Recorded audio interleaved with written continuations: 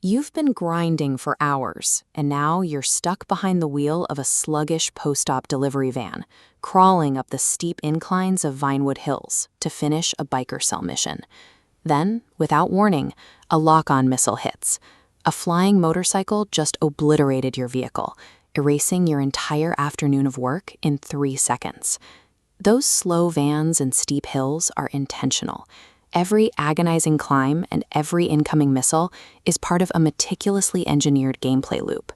Rockstar Games weaponized your frustration to sell shark cards, the game's premium digital currency. They intentionally broke the progression system to create a problem that only real-world money can solve. The sandbox is no longer designed for a fair, entertaining experience. The system is built to annoy you until you abandon the grind, open your wallet, and pay to skip the hassle. To understand how we got here, we look at this line graph tracking the game's active player base after its 2013 launch. Notice this sharp downward trend leading into mid-2014. The multiplayer mode was failing, updates were sparse, and users were leaving in droves. Operating a living digital world carries immense financial overhead. Running global servers, building anti-cheat software, and developing massive updates required hundreds of developers working full-time out of large physical studios like Rockstar North. To fund this continued development, the studio introduced a seemingly perfect compromise: optional microtransactions. Shark cards would generate revenue to pay for free content updates, ensuring the community stayed together rather than being divided by paid DLC paywalls. But introducing that revenue stream created a flaw in the ecosystem. The moment a studio puts a real-world price tag on virtual cash, they put a direct price tag on a player's time. What began as a financial solution to save a dying multiplayer mode quietly evolved into a predatory economy. In 2013, the ultimate symbol of status was a supercar that cost $1 million in-game dollars. Today, a basic commuter car can run you nearly $2 million.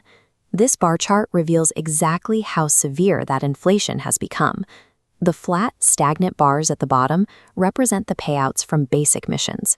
The climbing bars show the rising costs for new story content, which now demand the purchase of multi-million-dollar underground facilities just to start.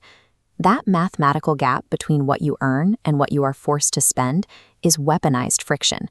To cross that gap, the game assigns you slow, defenseless delivery vehicles in public lobbies, practically inviting other players to attack you.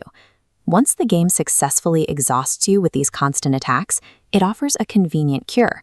You can bypass the vulnerability by purchasing defensive vehicles with real money.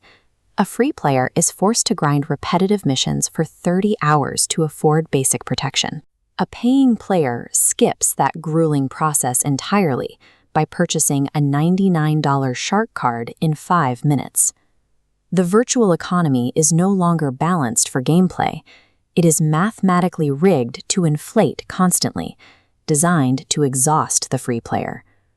When the base game launched in 2013, it was a triumph of traditional single-player storytelling. The studio even publicly announced that premium story expansions were in development. Those story expansions never arrived. The planned DLCs were abruptly canceled. Rockstar reallocated every available developer to feed the highly lucrative online mode. Designing a virtual nightclub or a digital supercar yielded higher profit margins than writing and coding new narrative chapters. This logic quickly moved past Los Santos. The financial success of shark cards gave the rest of the industry a new set of rules for how to handle your game library. Traditional single-player narratives were sacrificed simply because a complete story with an ending cannot generate recurring weekly revenue. Since its release, the Grand Theft Auto franchise has generated over $10.38 billion in revenue, fueled heavily by continuous online spending. Financial data reveals exactly how resilient that spending is. Even today, GTA Online pulls in $4.4 million a week on PlayStation 5 alone. Other major publishers watched this monetization of player frustration and adjusted their corporate strategies to match. Electronic Arts shifted their corporate focus toward annualized recurring spending, building their release cycles around the card pack-driven Ultimate Team modes. Powerhouses like Ubisoft and Activision largely moved away from self-contained premium titles in favor of endless live service treadmills supported by seasonal battle passes. Rockstar built an open-world masterpiece, but they traded the integrity of the multiplayer sandbox for a system of recurring consumer spending. As long as the industry follows the whales, the grinders will suffer. If you want more deep dives into the business behind your favorite games, hit the subscribe button. Drop a comment letting me know the exact moment you gave up on the GTA grind.